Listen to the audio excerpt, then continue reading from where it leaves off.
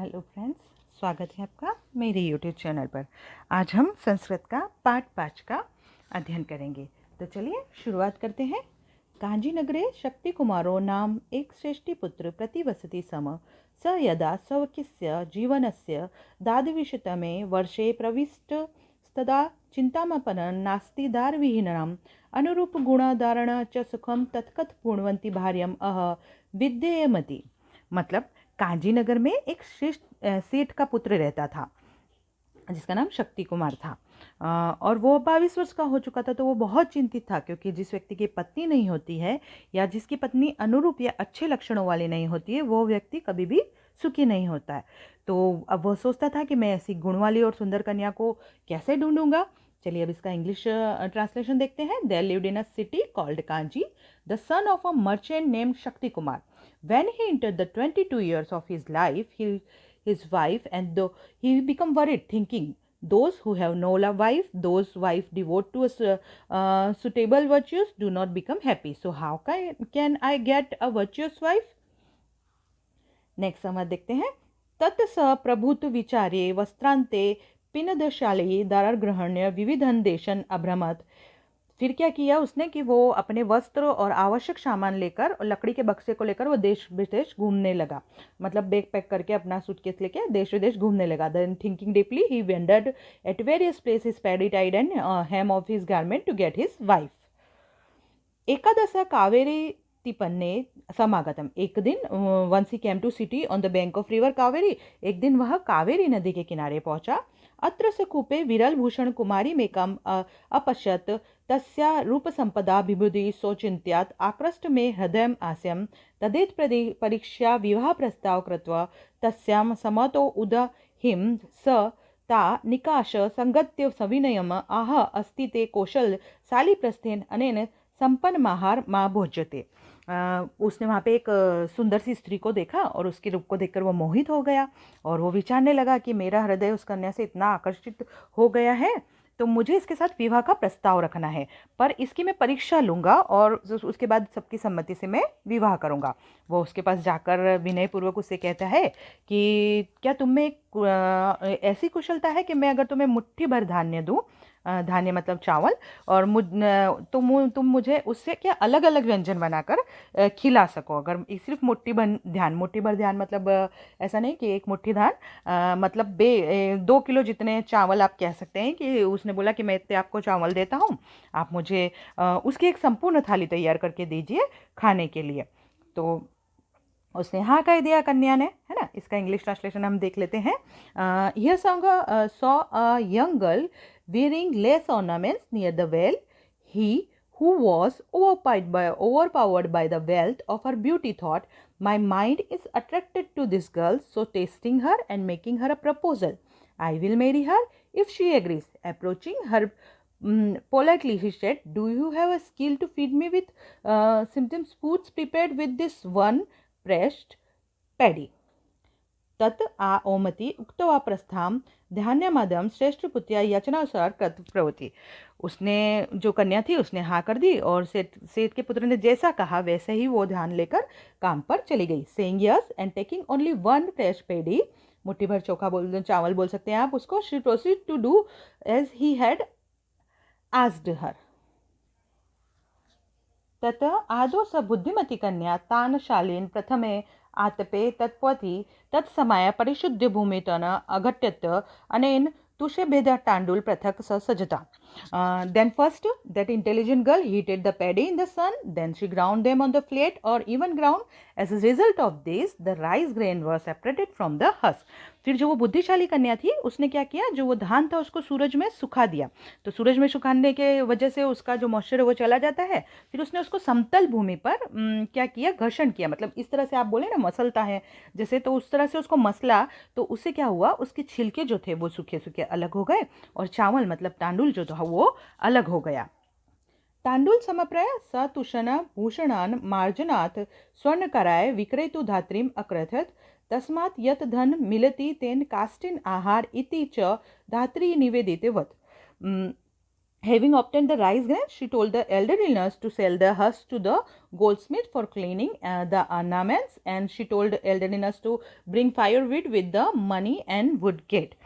फिर उसने क्या किया, जैसे अपनी माँ को छिलके जो निकाल दिए, उसने अपनी माँ को कहा कि इन छिलकों को सुनार के पास बेचाइए, क्योंकि सुनार जो वो छिलके से क्या करते हैं, अपने आभूषणों को साफ करते हैं, क्योंकि पहले के ज़माने में उससे मशीनें तो होती ही नहीं थी जिससे हम कुछ साफ करें, तो उन छिलकों से स्वर्ण को क्या किया जाता, साफ किया जाता। तो वो छिलके जब बिके तो उस छिलके का भी उसको धन मिला। तो उसने उसकी माँ से कहा जो छिलके बिक जाए उसका आपको धन मिले, उससे आप क्या लेके आना, लकड़ी लेके आना। धात्री काष्ठानि अनिवितवती, तदंतर सा तांडूल अस्कृत जलेन प्रक्षालयति, उक्षणीकृते जले तान् प्रक्षिपवती, अल्पीयास कालेनेव तांडूल सिद्धा सजात, तत् ईंधने जलेन समीवित्य कृष्णात्रपि तदार्भिः प्रेषयित्वा यत् धन लब्ध तेन धनेन शाक घृत दधि तेल च कृतवती, तेन च विविधानि व्यंजनानि संपादयति। देन उसकी माँ ने क्या किया, then the mother bought the wood, then she washed the rice grain many times and put them into hot water in a short time. Then rice was cooked. Then having executed burning piece of wood with water and whatever money she got by sending coals to those who needed them, she bought vegetable, ghee, oil and curd, and with it she prepared various dishes. फिर उसने क्या किया, उसकी माँ लकड़ी लेकर आई और उसने क्या करा, चूल्हा जलाया लकड़ियों से और चावल को अच्छे से 2-3 बार धोया, क्योंकि जब भी हम चावल बनाते हैं तो उसको 2-4 बार साफ़ करना पड़ता है। और गर्म किए हुए पानी में चावलों को डाल दिया और थोड़े समय में चावल पक गए। और तब जो लकड़ी जलाई थी उसने उसको उसने पानी डाल के बुझा दिया, क्योंकि चावल तो पक चुके थे। और फिर उसका जो लकड़ी जलने के बाद जो कोयला बन जाता है, कोयला बच गया था ना, जो कोयला बन गया था उसको उसने बाज़ार में बेच दिया, तो उसको उस कोयले के भी पैसे मिले। और जो उसको कोयले से पैसे मिले थे उसने उसकी सब्जी, घी और तेल खरीद लिया और सभी वस्तुओं से उसने अलग अलग व्यंजन बनाए। संपन्ने आहारे सा कन्या धात्री मुखेन अतिथेः प्रथम स्नाननिवेदितवती, तस्नानशुद्ध्या तस्मै अतिथेः सा पेयोपहारं भोजनघृतसहितम् ओदन व्यञ्जनद अन्यच्छते। When food was ready, the young girl asked the guests through her mother to take a bath. Then to the guest who had cleaned himself by taking bath, she gave rice and other dishes with ghee after first offering beverage and snack. उसके बाद और जब ये सारी चीज़ें तैयार हो गई तो उसने अपनी माँ को कहकर अतिथि को स्नान करके शुद्ध होने को कहा। तो अतिथि स्नान करके शुद्ध हो गए तो उसने भोजन की जो थाली तैयार की थी वो परोस दी। बीच बीच में भोजन की तारीफ भी की, क्योंकि जब अगर हम किसी को खाना खिलाते हैं और अगर अपने भोजन की तारीफ करते हैं ना, तो वो क्या होता है कि वो एक उसके लिए प्रिपेयर हो जाता है, उसको भी वो भोजन खाने की ज़्यादा इच्छा होती है। तो वो उसने बीच बीच में क्या किया, भोजन की तारीफ भी करती रह गई ताकि, और बाद में उसने उसको मुखवास भी दिया खाने के बाद। मध्य मध्य सभोजन विविधान पदार्थ वर्णन करते थे, जैसे मैंने बताया बीच बीच में in between the girl given even waited the guest desire to meal by describe the various food item and other things, जो जो उसने बनाया था उसके बारे में वो डिस्क्रिप्शन देती जा रही थी और बताती जा रही थी। भुक्ते तो तस्मिन् अथितो ताम्बूलस्यापि व्यवस्था कृत एवं स्वकीय गुण संपदा प्रस्थप्रेम्यतेन धान्ये विविधान व्यंजनानि विरचितवती कन्या प्रति समाकृष्ट शक्ति कुमार विवाह से प्रस्ताव कृतवान्। कन्या स्वीकृते प्रस्ताव विविधोपह्य स्वनगर मन्यते। When the guest had finished with the meal, arrangement of the beetle was also made by her. In the way, Shakti Kumar was attracted to the young girl who prepared various dishes with only one piece of paddy, using her wealth of quality made of a proposal marriage. Then the proposal was accepted by the young girl, marrying her according to rites. Shakti Kumar took her to own city. और उसके बाद जब शक्ति कुमार ने भोजन किया उसने देखा कि एक मुट्ठी, सिर्फ एक मुट्ठी से चावल से उसने ये सब करके दिखाया, तो वो जो सेठ का पुत्र था उस बुद्धिशाली कन्या को मान गया और उसकी बुद्धिशाली कन्या से उसने विवाह का प्रस्ताव रखा। जब उसके माता पिता ने प्रस्ताव स्वीकार कर लिया तो वो उसे विवाह करके उसे अपने नगर में ले गया। यही था पाठ मित्रों।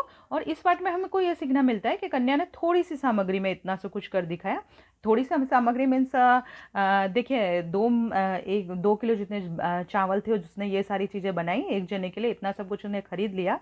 तो ये जिस समय की बात है वो ज़माना पुराना था और एक ही जने के लिए खाना बनाना था, तो उसने ये सब जुटा लिया इतने सब में। पर फिर भी हम कह सकते हैं कि उस कन्या ने इतने सब में इतना सब कुछ करके दिखाया।